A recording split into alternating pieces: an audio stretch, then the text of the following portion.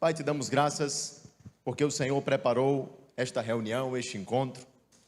E o Senhor, Pai, também tem planos de paz, planos de nos fazer prosperar. O Senhor tem nos dado graça, favor e sabedoria para fazer a Tua vontade e para viver cada um dos dias que o Senhor escreveu sobre nós. Nós temos aprendido sobre família, sobre esse ministério que o Senhor nos confiou e queremos exercê-lo com zelo, com integridade, com temor. Queremos transmitir esse legado para as próximas gerações, de devoção, de honra e exaltação ao Seu nome. Você é a nossa rocha firme, onde estamos fundamentados. Nós cremos em Ti e declaramos mais uma vez: eu e a minha casa serviremos ao Senhor. Você pode dizer isso comigo? Eu e minha casa serviremos ao Senhor. Bom, abra o texto bíblico comigo, no livro de Malaquias, no capítulo 4 e no versículo 6.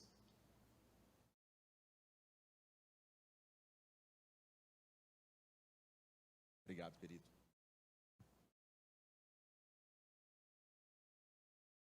Está escrito assim: e ele converterá o coração dos pais aos filhos, e o coração dos filhos aos seus pais, para que eu não venha e fira a terra com maldição. Preste atenção, este é o último versículo do Antigo Testamento. Este é também, é claro, o último livro do Antigo Testamento. Depois dele, sabemos que existe um período de silêncio. Durante precisamente 400 anos, até que então haja um registro, um novo registro, que notificará acerca do ministério do profeta João Batista. E em seguida, na plenitude dos tempos, eu e você conhecemos este fato, este evento.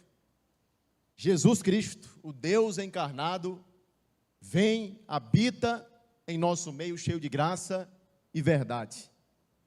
Antes desse período, conhecido como período intertestamentário, justamente pelo fato de estar posicionado entre dois testamentos, o Antigo e o Novo, Malaquias nos fala sobre família.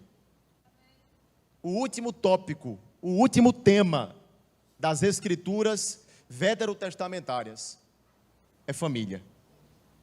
Isso me deixou mesmo alarmado. O Senhor me levou a esse texto de uma forma especial e acendeu em mim esse temor, esse zelo por esse ministério sagrado chamado família. Sabe, meus irmãos, esse texto destaca especificamente a restauração proposta da parte de Deus entre pais e filhos, entre filhos e pais. E indiscutivelmente a harmonia social estará ligada à saúde espiritual das famílias. Eu e você já ouvimos falar que famílias saudáveis produzem igrejas saudáveis. Igrejas saudáveis, por sua vez, transformam o mundo. Por isso, irmãos, é dever da igreja pregar o Evangelho e falar do propósito de Deus que Ele tem no âmbito e no contexto familiar. Somos sabedores de que Deus tem um plano individual para cada um de nós. Sim ou claro? Mas esse plano também se dá no contexto familiar. Deus tem um plano para a sua casa. Deus tem um plano para a sua família. Não é por acaso que Josué fala isso. Eu e a minha casa serviremos ao Senhor. Ele não coloca essas coisas como se elas fossem independentes. Servir ao Senhor ou estar conectado e unido à sua família. Mas ele diz que estas coisas precisam ser complementares. Ou seja, eu e a minha casa serviremos ao Senhor. Isso fala que Deus tem um plano que envolve você e os seus. Você e seus pais, você e seus filhos, você e sua esposa, você e o seu esposo. Deus tem um plano para as nossas famílias. Eu posso ouvir um glória a Deus? Sabe, Deus está sinceramente interessado em nossos lares, mais do que em templos cheios, Mais do que em prédios suntuosos, Deus está interessado em nossos lares. E essa palavra que é ressaltada aqui por Malaquias, converter, mencionada nesse texto que lemos a princípio, ela significa justamente voltar-se para Deus, arrepender-se, mudar de rota, mudar de direção. Isso é mesmo uma intimação divina, para que os pais assumam a sua autoridade espiritual e os filhos, por sua vez, respondam com honra, com submissão, com respeito. A conversão genuína, irmãos, ela vai além de atos externos. Eu e você já sabemos sobre isso.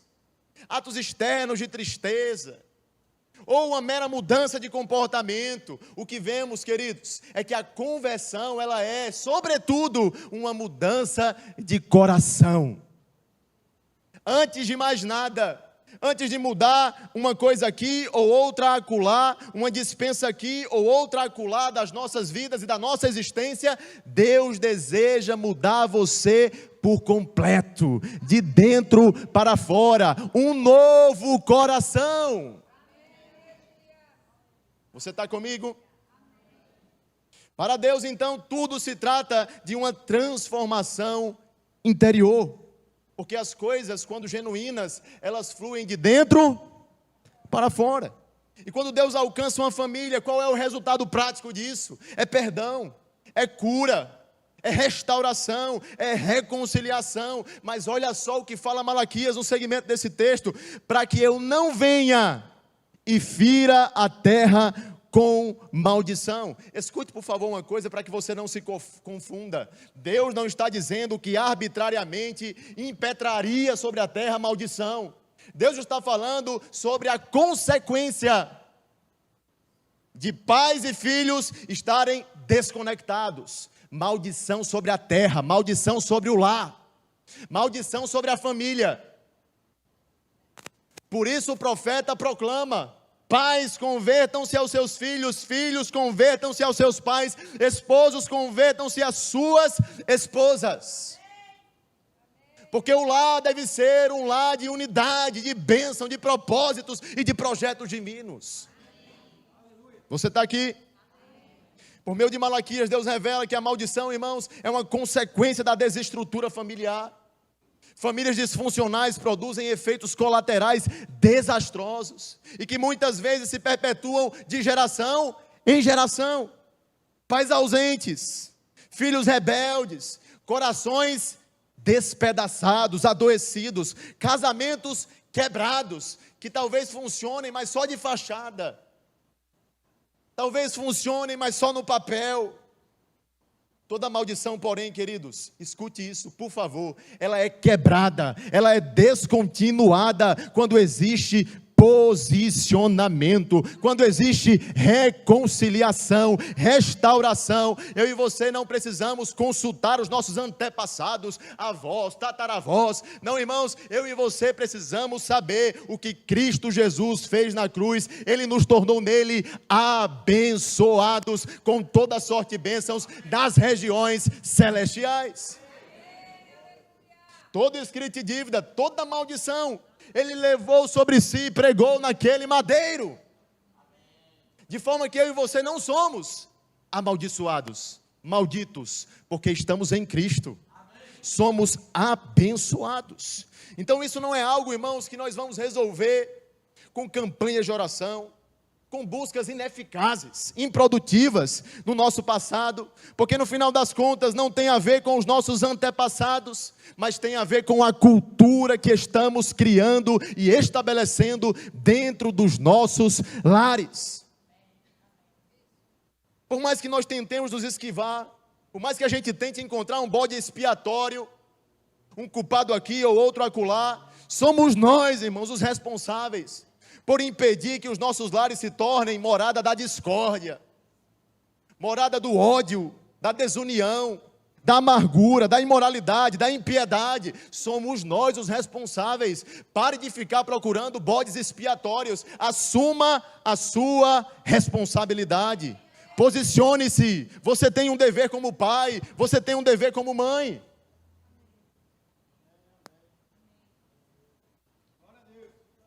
Corações endurecidos abrem portas para a ação do maligno. É isso que Malaquias está falando. Maldição vem quando corações se endurecem. São portas que abrimos.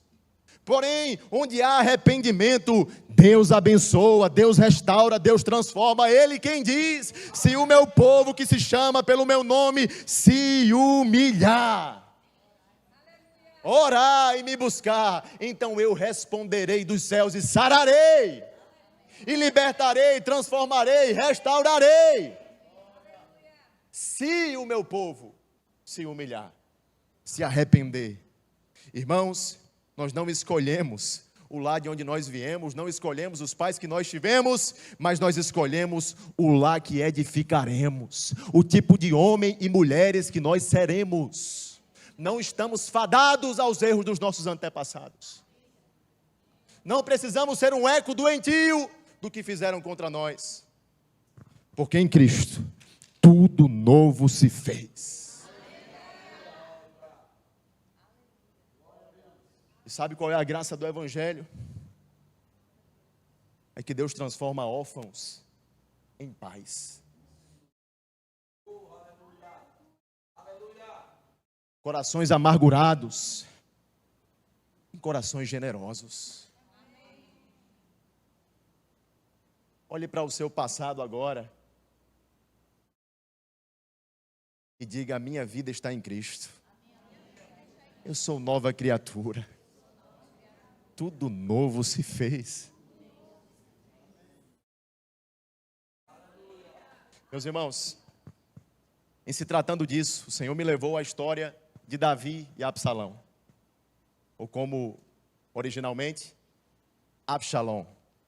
São exemplos eloquentes do que a falta de discernimento, a falta de sensibilidade, a falta de posicionamento podem desencadear num contexto familiar. Um enredo que inclui, olha isso, incesto, assassinato, abandono, rebelião, tudo isso está misturado na história desse grande homem, conhecido como o homem segundo o coração de Deus, porque era pronto para se arrepender. Mas apesar de ser um grande rei, era um pai minúsculo. Eu quero que você abra o texto bíblico comigo em 2 Samuel, no capítulo 13 e no versículo 19.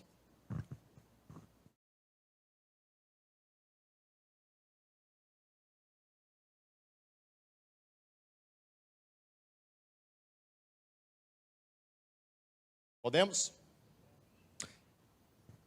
Leiamos.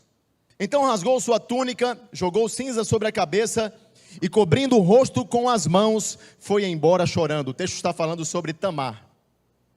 Seu irmão Absalão a viu e perguntou: é verdade que Aminon esteve com você? Bem, minha irmã, é melhor ficar quieta, pois Aminon é seu irmão. Não se aflija com isso. Então Tamar, como uma mulher desolada, foi morar na casa de seu irmão Absalão. Quando o rei Davi soube o que havia acontecido, ficou furioso. Algumas versões dizem que se lhe acendeu a ira. E embora Absalão não tivesse dito nada a Aminon a esse respeito, odiou Aminon profundamente pelo que ele havia feito à sua irmã. Deixe-me chamar a sua atenção para algumas instruções. Davi, queridos, é um retrato de uma geração atarefada, de uma geração ocupada com as demandas e os cuidados da vida, de uma geração preocupada consigo mesmo, com seus próprios projetos, com a sua própria fama, de uma geração que quer prosperar em tudo, a custo de perder muitas vezes a sua família.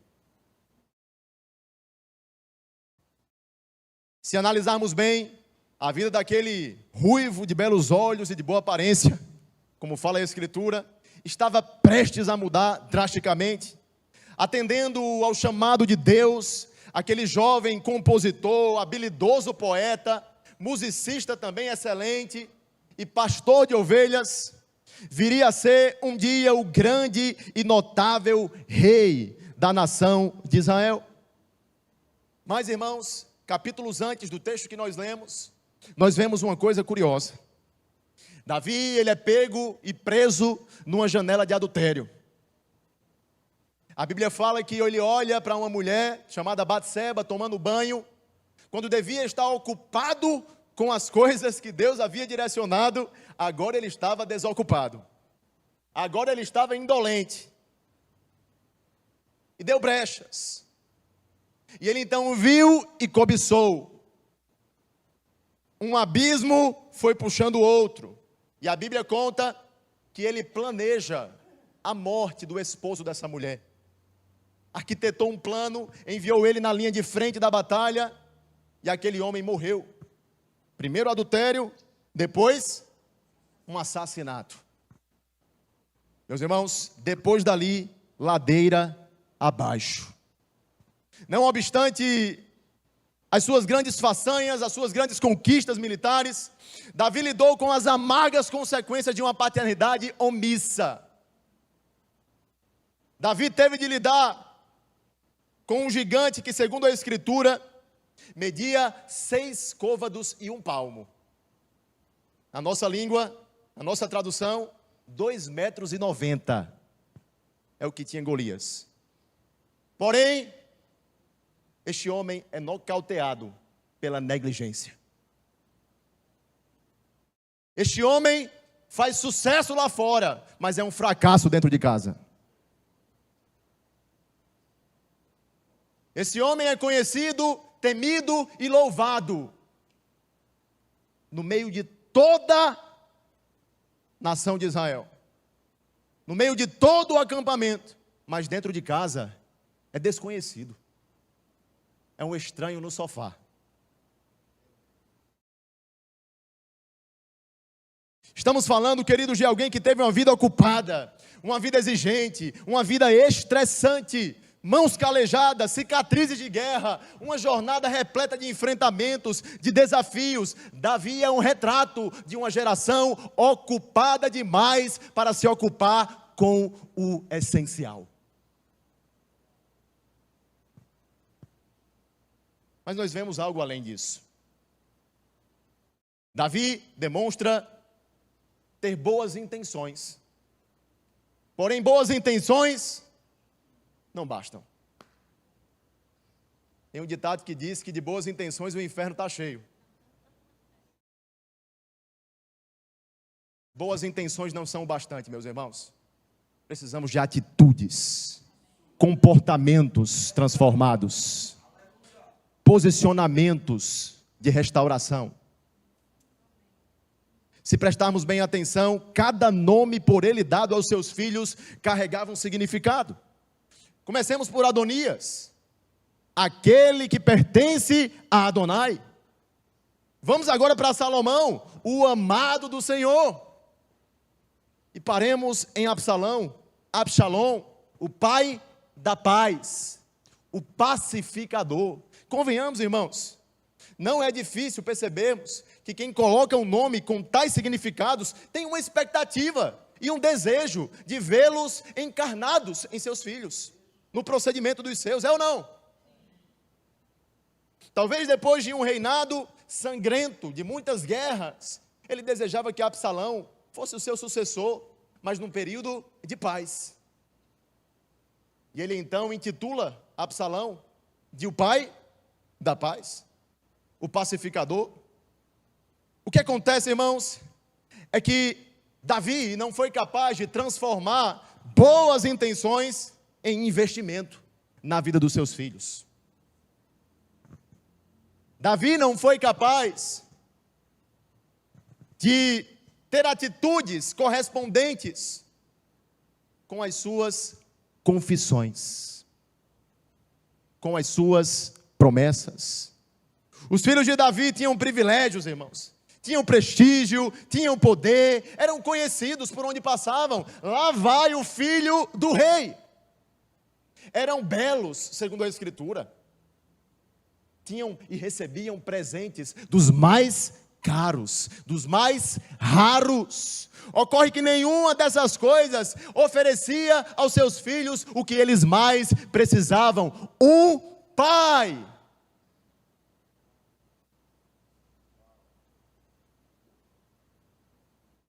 E eu sei que a gente cresce com uma história de que a gente vai dar para os nossos filhos aquilo que a gente não recebeu.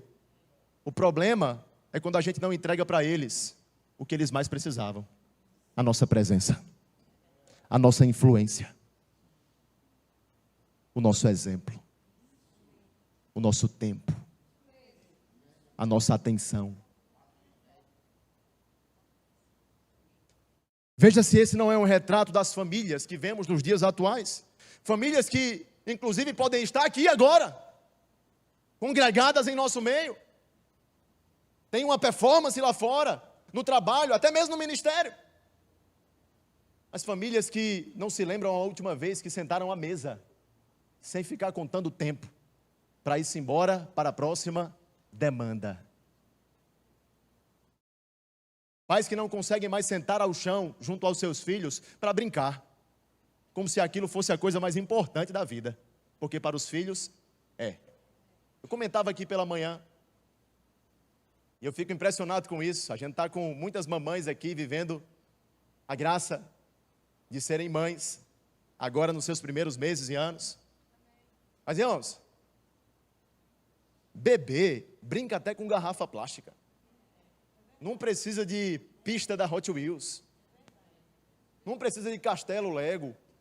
Não precisa de aqueles carrinhos que a gente vê na praia, que devem ser caríssimos. Quadriciclos. Tudo bem, se você tem condições de comprar, compre. Mas não faça disso o substituto da sua presença.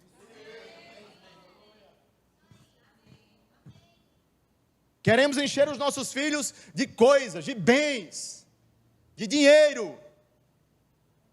Mas existencialmente estamos criando filhos órfãos de pais vivos. Filhos sem identidade. Filhos sem propósito. Filhos sem direção.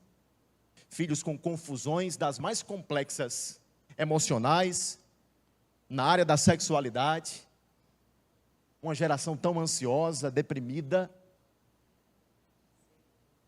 insegura, porque não encontra dentro de casa um porto seguro. Porque em vez de ser cuidado por papai e mamãe, é cuidado por babá. É cuidado pelo celular.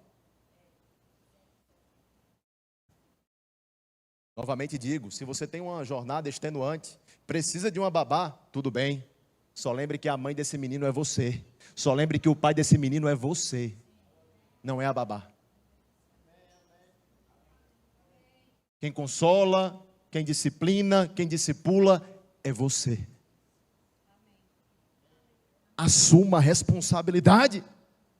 Estamos instaurando, irmãos, uma existência problemática na vida da nossa geração, dos nossos descendentes. Uma geração, como falei, doentia, insegura. Filhos como Absalão têm tudo o que o dinheiro pode proporcionar, mas não tem amor, não tem presença, não tem atenção.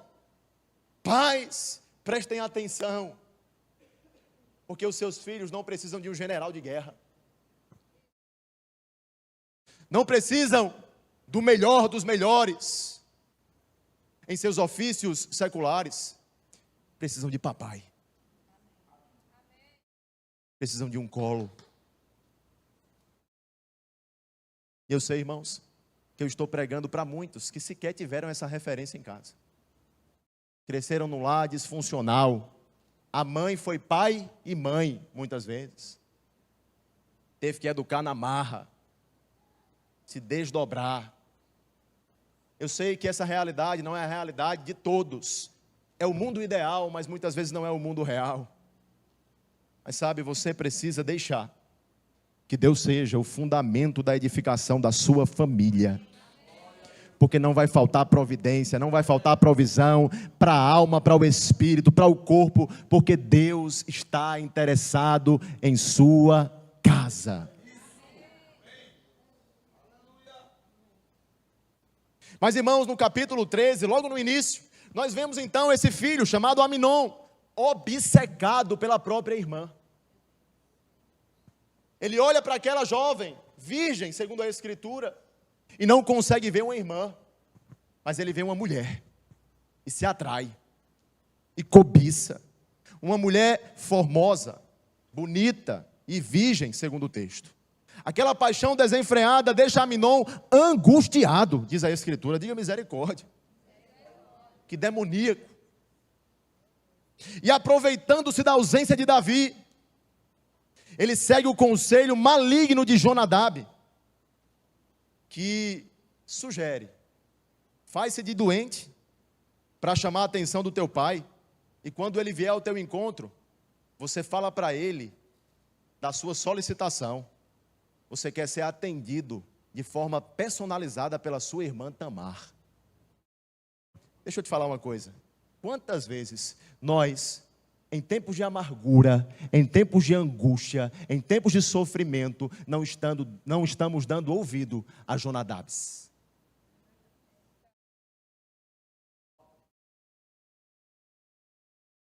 Há homens ou mulheres que falam o que a sua carne quer fazer, o que você quer ouvir, mas não te dão o conselho que você precisa, mas não são freio para os seus impulsos pecaminosos. Eu e você precisamos de conselhos sábios, ainda que eles sejam desconfortáveis. Não ouça Jonadab. Não ouça Jonadab. Você precisa ouvir um conselho segundo a palavra de Deus. E então, desligado, Davi caiu nessa arapuca e expôs a sua própria filha ao perigo. A Bíblia conta que indo à casa de Aminon, Tamar prepara então aquele alimento, porém ele se recusa a comer e ainda faz uma exigência: manda que os meus servos e todos que estão aqui dentro saiam de casa. Você sabe, estamos falando do filho do rei. Ele tinha uma casa e nessa casa tinha servos. Era um homem de muitos bens, de muitas posses. Mas ele disse para Tamar: manda todos embora, eu quero apenas você. Ela ainda, certamente, não estava maldando. Era o seu irmão, afinal das contas. Ela ainda não tinha percebido que o interesse que ele tinha para com ela era sexual, era demoníaco. E então ela prepara aquele alimento, e ela vai chegando perto dele, entrega, e ele diz: não, eu não quero assim não, venha cá e me dê. A Bíblia conta que ele então agarra Tamar. Aminon agarra Tamar, abusa dela, estupra ela, e depois rejeita, e depois se enoja, e fala aos seus servos: venham aqui e expulse essa mulher da minha casa.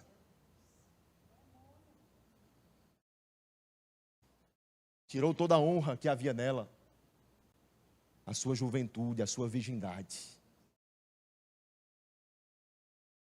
Uma tragédia dentro de casa. Ouvindo o rei Davi todas estas coisas, diz a Bíblia, no versículo 21, muito se lhe acendeu a ira.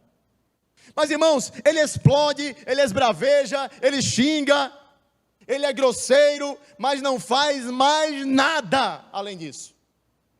Você conhece alguém que muitas vezes, dando vazão e lugar à ira, além de não ajudar, ainda piora? Fica indignado, chuta o pau da barraca, agride, violenta, maltrata, mas não faz nada para restaurar. Mas não anda em amor, mas não procura discipular, ouvir, falar, disciplinar.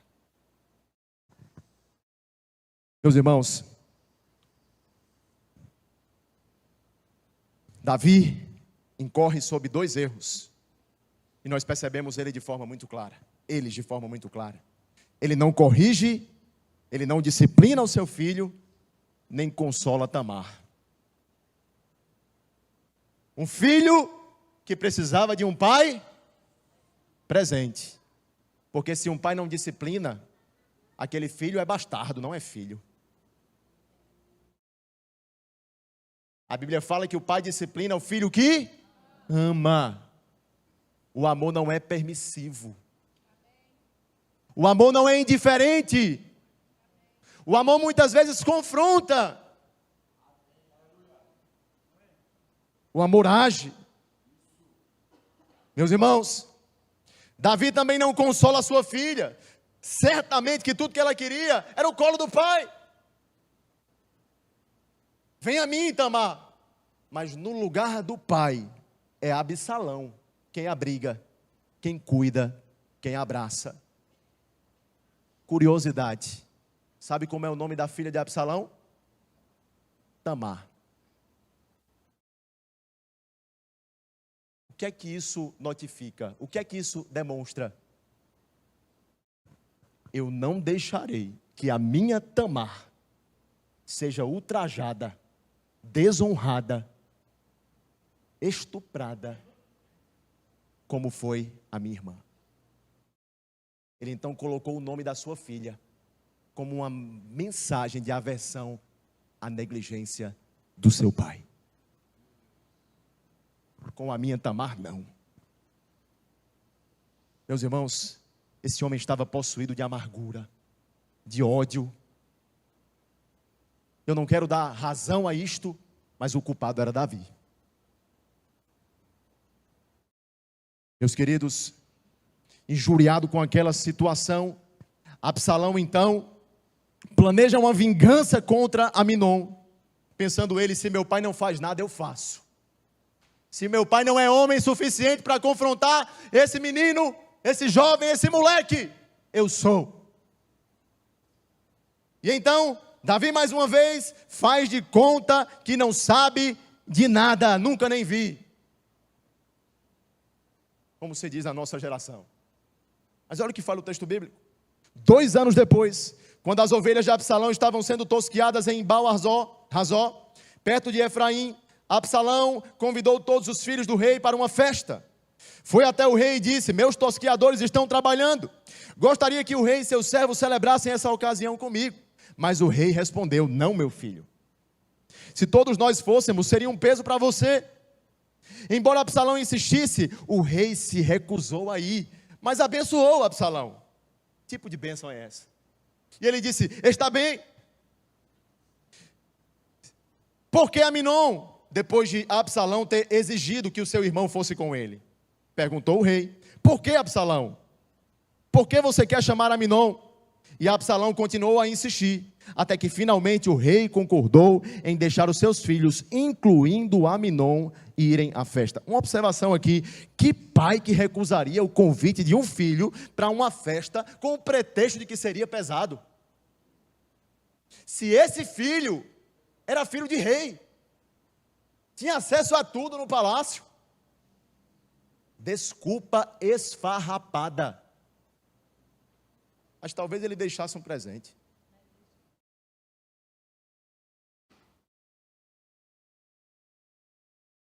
Meus irmãos, lembrem-se, as demandas das nossas vidas não podem distrair o nosso coração da principal ocupação e ministério que nós temos nesta terra: a nossa casa, a nossa família, o nosso casamento. Nenhum sucesso, irmãos, lá fora justifica ou faz compensar o insucesso dentro de casa. O fracasso da porta para dentro. Sabe, irmãos, a nação inteira sabia do ódio de Absalão por Aminon. Que história é essa? Que Davi não fazia ideia, ele sabia. Mas mais uma vez ele negligenciou e uma nova tragédia estava sendo desenhada debaixo do seu nariz. Já tinha havido um estupro, agora estava para acontecer um assassinato. Mais um. Dessa vez é irmão com irmão. Às vezes, queridos, há famílias que estão vivendo inimizade dentro da própria casa. Quando Deus cria o plano e o propósito de sermos família, Ele diz que essa receita só vai dar certo se houver unidade. Um povo dividido contra si mesmo não prospera, diz a palavra de Deus. Mas um lugar de desunião é um lugar de morte. Um lugar de desconexão entre pais e filhos, filhos e pais, é um lugar que mata. Mata a alma, não necessariamente o corpo. Mutila a alma. Maltrata, fere. E não é isso que nós precisamos, queridos. O que nós precisamos é de um bálsamo curador sobre as nossas relações. Não obstante as marcas que tivemos, as sequelas, eu e você precisamos de um bálsamo que só Deus pode nos dar. A condição de vivermos num lugar de harmonia, no lugar onde Deus faz da nossa casa o próprio altar, onde Ele é adorado, cultuado, reverenciado, temido, amado, honrado. Você já abriu a porta da sua casa para o Senhor? Essa pergunta é muito mais profunda do que parece ser.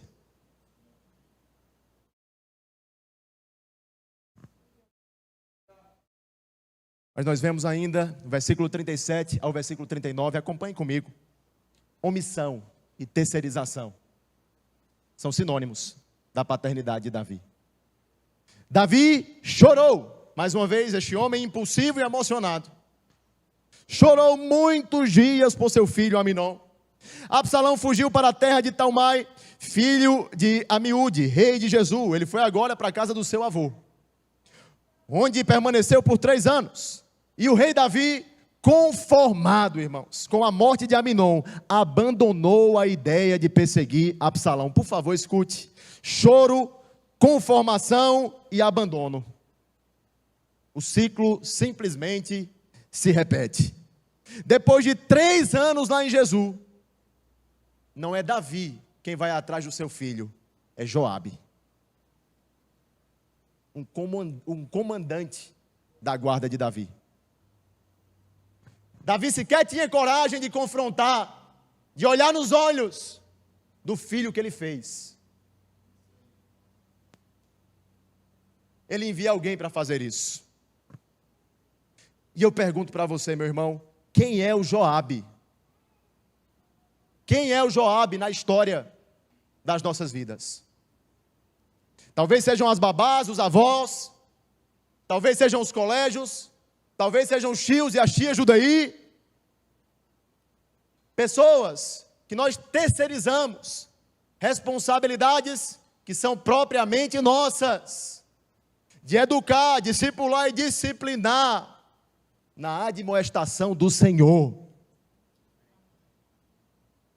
de ensinarmos o caminho em que eles devem andar e de irmos com ele, não apenas de apontarmos, não apenas de deixarmos eles na porta da igreja e depois lavar as nossas mãos, mas lembrar de dar um testemunho de um crente de verdade dentro da sua casa, na forma como você trata a sua esposa, na forma como você se submete ao seu marido em amor, na forma como você olha para os seus filhos atentamente em suas necessidades. Mas a Bíblia diz assim no verso 33, por fim, Davi mandou chamar Absalão depois de 3 anos. E aí a Bíblia conta que ele veio, curvou-se com o rosto no chão diante do rei, e o rei o beijou. Irmãos, convenhamos, um beijo é suficiente, um beijo, irmãos. Eu pergunto também aos maridos, depois de uma destruição, supostamente causada por nós mesmos, você acha mesmo que um buquê de flor resolve?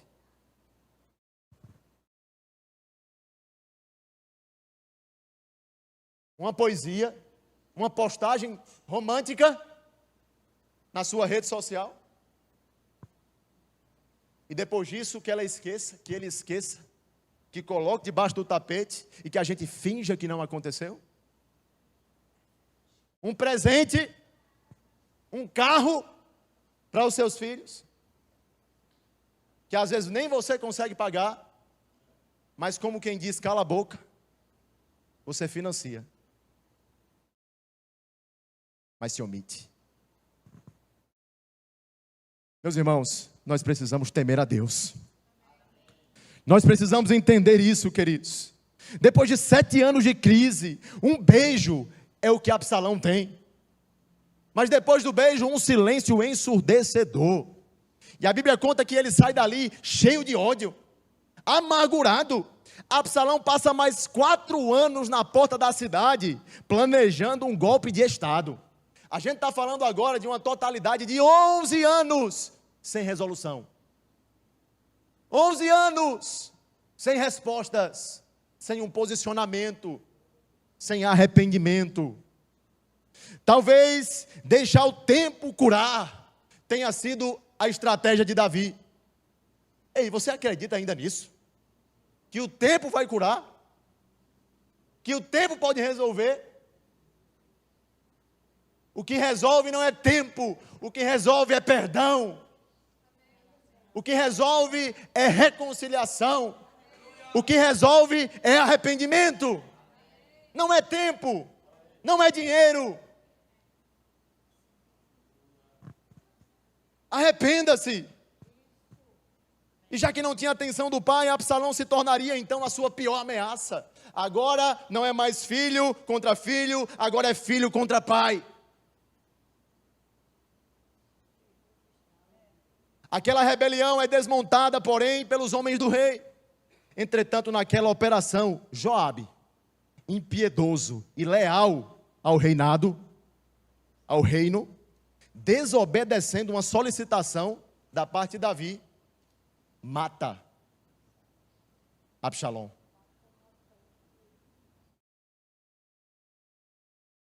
O rei ficou muito abalado depois daquilo. Foi para o quarto que ficava sobre o portão da cidade e começou a chorar, mais uma vez. Choro e lágrimas. Andando de um lado para o outro, clamava: ah, meu filho Absalão, meu filho Absalão. Quem me dera eu tivesse morrido em seu lugar. Ah, Absalão, meu filho Absalão. Uma filha estuprada, 2 filhos assassinados. Esse é o saldo da indiferença de Davi. Um grande rei, mas um pequeno pai. Um homem conhecido pelas suas façanhas, mas um homem conhecido pela sua negligência. Não sabemos, irmãos, se o motivo de tudo isso era ainda a culpa produzida pelo adultério. Lá de Batseba, você lembra? É interessante que Deus ainda confrontou Davi, que estava cauterizado e cego. A Bíblia conta que depois que ele adulterou, dando uma de doido, como a gente fala, Natã é enviado. E Natã é o profeta. E Natã olha no olho de Davi e fala: ei, aconteceu isso, ainda falando como se fosse uma hipótese, uma parábola ou a história de um outro alguém. Davi então fala: não, todo rigor sobre esta pessoa que praticou tais coisas. Natã então olha nos olhos de Davi e fala: esse alguém é você. Escute uma coisa aqui: não existe nada oculto que não venha a ser revelado. Se você não confessar, Deus vai mostrar. É melhor você se humilhar. É melhor você chorar os seus pecados. É melhor você tomar uma atitude diferente. É melhor você se arrepender, a fim de que a sua casa não seja destruída. Assim como o diabo deseja fazer com a indiferença de muitos pais, de muitas mães. Assim como o diabo intenta fazer contra aqueles que andam desconectados. Sabe, queridos, eu não sei o que estava passando pela cabeça de Davi, mas eu sei que depois de Batseba, e depois daquele acontecimento, ele nunca mais foi o mesmo. Deixa eu falar para você: adultério, pecado, não compensa. Parece que compensa quando você pratica. Quando você faz, é atraente, é gostoso, não é? E depois? Quem paga a conta? Você, eu. O salário do pecado é a morte. Pecado tem salário. Quer seja imediato, quer seja tardio, mas tem. A conta chega, você tem cartão de crédito. A conta chega. Sabe, queridos, de igual forma, muitos não conseguem ou não têm conseguido se desvencilhar de pecados do passado. Talvez foram adultérios, talvez foram corrupções, talvez foram destratos, grosserias, abusos, e o diabo tem esfregado na sua cara aquela tragédia, aquele erro, aquela falha, dizendo assim: não tem mais saída para você, já era. Eu estou aqui para te dizer: diga ao diabo que retroceda. Deus tem um novo tempo para você, para a sua família, mas isso só vai acontecer quando você se posicionar e dar ouvidos à palavra de Deus. Estar em linha com a vontade dEle, viver em integridade, em santidade.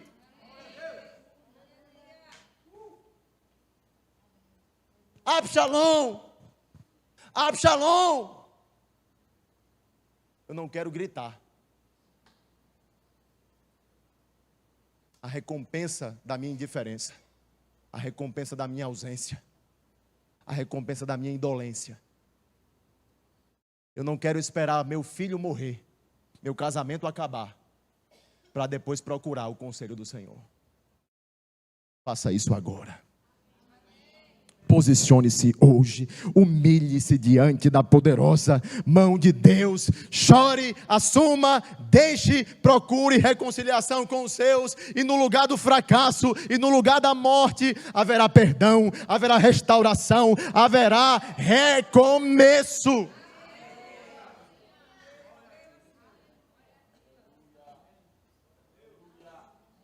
Eu quero dizer para você, pai, para você, mãe, que deixou alguma coisa ditar o rumo da sua vida, alguma coisa que você fez,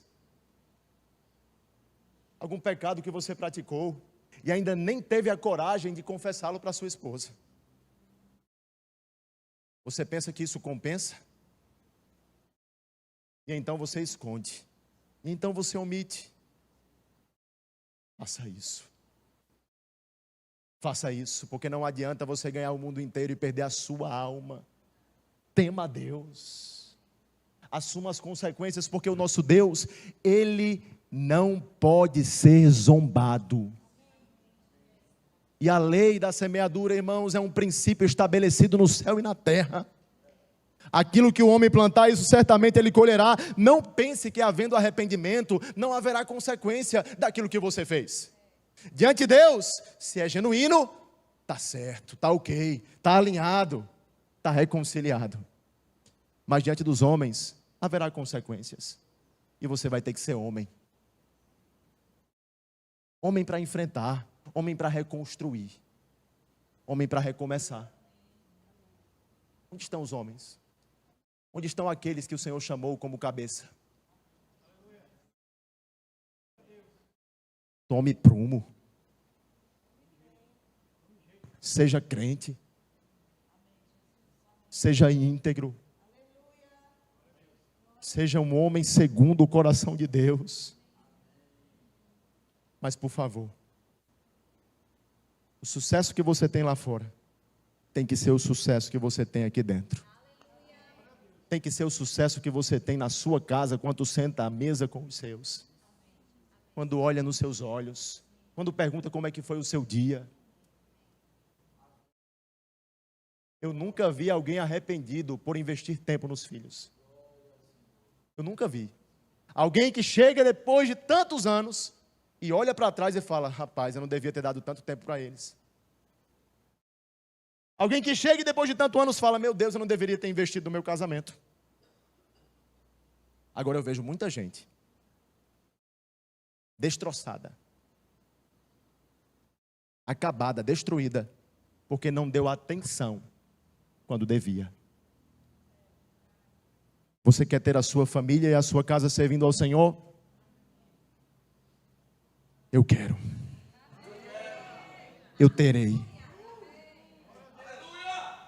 Por isso, se levante. Tome uma posição hoje aqui.